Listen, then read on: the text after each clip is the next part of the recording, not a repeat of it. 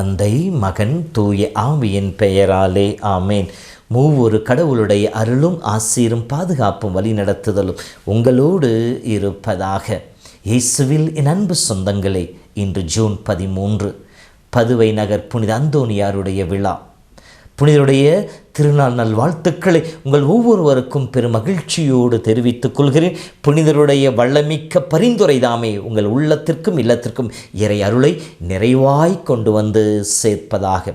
கோடி அற்புதர், பதுவை நகர் புனிதர், காணாமல் போனதை கண்டெடுக்கச் செய்கின்றவர், புதுமை வள்ளல், இப்படி பல்வேறு அடைமொழிகளை கொண்ட புனிதருடைய விழாவை இந்த நாள் நாம் சிறப்பித்து கொண்டிருக்கின்றோம். தாய் திருச்சபையிலே புனித அன்னை மரிக்கு அடுத்த நிலையிலே எல்லோராலும் அங்கீகரிக்கப்பட்டு பக்தி முயற்சியின் வழியாக இறை அருளை அணுகி வருகின்ற ஒரு வழிகாட்டி புனித அந்தோனியார். குறுகிய காலமே வாழ்ந்தாலும் வாழ்ந்த காலத்திலே புனிதராக வாழ்ந்து புதுமைகளை வாழ்கின்ற பொழுதே செய்து இறைவனுடைய அன்பை எல்லா மக்களுக்கும் எடுத்து காட்டியவர். இளமை முதலே இறைவன் மீது சிறப்பாக நற்கருணை ஆண்டவர் மீது அளவு கடந்த பக்தி கொண்டவராக இருந்தார்.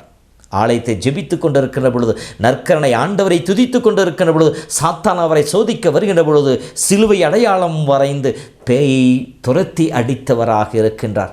இன்று வரை தீய ஆவி சக்தி ஓட்டுகின்ற அந்த ஜெபம் அந்தோனியாருடைய ஜெபமாகவே அமைந்திருக்கின்றது. நற்கருணை ஆண்டவரிலே இறைவன் வாழ்ந்து கொண்டிருக்க என்பதை, இயேசுவின் பிரசன்னத்தை மக்களுக்கு வெளிப்படுத்தி காட்டியவர். இறை வார்த்தையின் வல்லமையை போதித்தவர். இறைவார்த்தை போதிக்கின்ற பொழுது மீன்களெல்லாம் ஆறிலிருந்து தலையை மேலே தூக்கி தூக்கி துள்ளி குதித்து அவருடைய வார்த்தைகளை கேட்டதாக சொல்லப்படுகின்றது. மறையுரை வழங்குவதிலே வள்ளலாக இருந்தார். நன்னாக்கு அழியாத போதகராக இருந்தார். இறை வார்த்தையை வார்த்தையாக மட்டுமல்ல வாழ்ந்தும் காட்டினார். இறை வார்த்தையின் வல்லமையை எல்லா மக்களுக்கும் எடுத்துச் செல்பவராக இருந்தார்.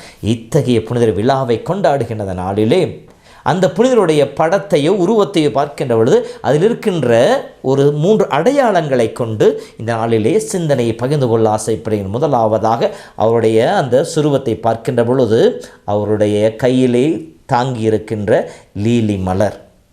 லீலி மலரானது தூய்மையின் அடையாளமாக இருக்கின்றது, பரிசுத்தத்தின் அடையாளமாக இருக்கின்றது.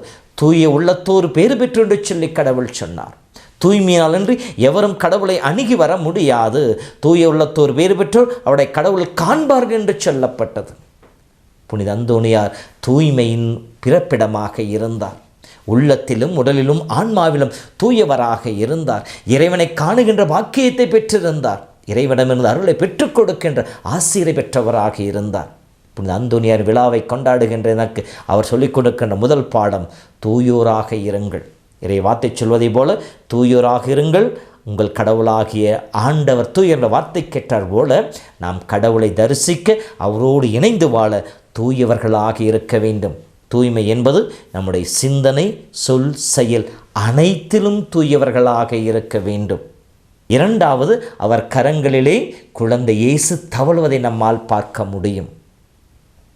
இயேசுவை உள்ளத்தில் மட்டுமல்ல தன் கரங்களிலும் தாங்குகின்ற பாக்கியம் பெற்றவராக புனித அந்தோனியார் விளங்கினார். எங்கே குழந்தை இயேசு தங்கியிருப்பார்? யாருடைய உள்ளம் தூய்மையாக இருக்கின்றதோ, யாருடைய உள்ளம் பரிசுத்தமாக இருக்கின்றதோ, எவர் கடவுளுக்கு முழுமையாக கீழ்ப்படிந்து வாழ்கின்றார்களோ அவர்கள் மத்தியிலே, அவர்கள் உள்ளத்திலே இயேசு வந்து தங்குவார். ஆக இரண்டாவது, இயேசுவை மையப்படுத்தி வாழ்ந்த வாழ்வாக அவருடைய வாழ்வு இருந்தது. மூன்றாவதாக, அவர் கரங்களை தாங்கியிருந்த இறை வார்த்தை.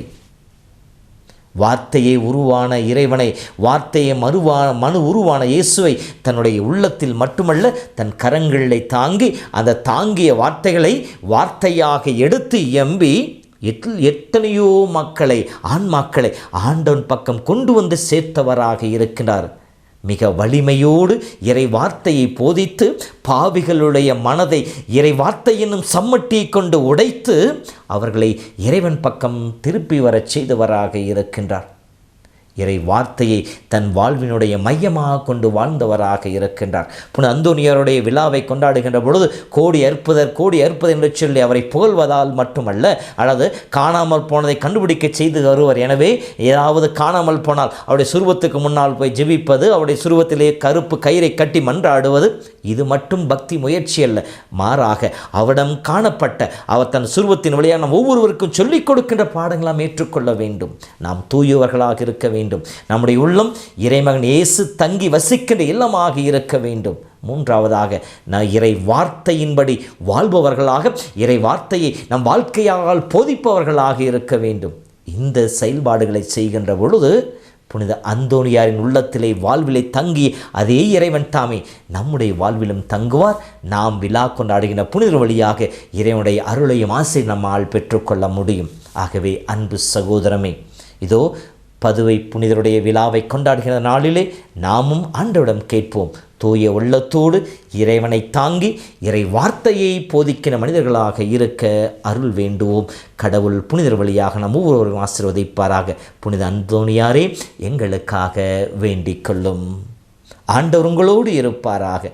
எல்லாம் வல்ல இறைவன் தந்தை, மகன், தூய ஆவியின் பெயராலே ஆமேன்.